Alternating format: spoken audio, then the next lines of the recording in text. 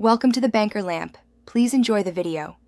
You're about to install SQL Server Management Studio. Start by preparing the machine. Confirm your Windows build and at least 20 GB free, then run Windows Update so prerequisites install cleanly.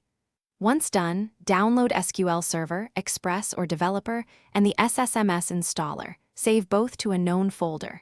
Make sure NET framework is enabled. If a restart is required, do it now. This avoids permission and dependency failures and speeds the actual installation when you launch the SQL Server installer. Run the SQL Server setup and choose Basic for speed or Custom to control features.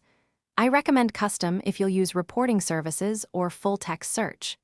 During feature selection, include the database engine and, optionally, reporting services and client tools.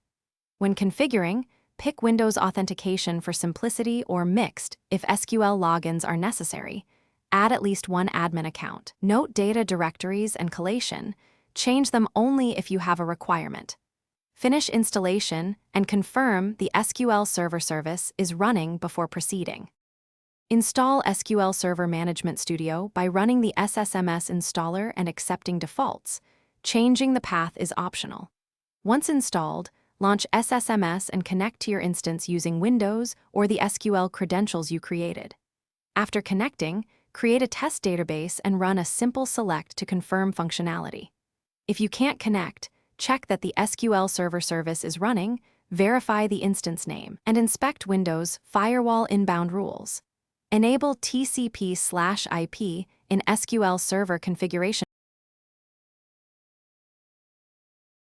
Thanks for watching. If this was helpful, leave a like and consider subscribing. See you next time.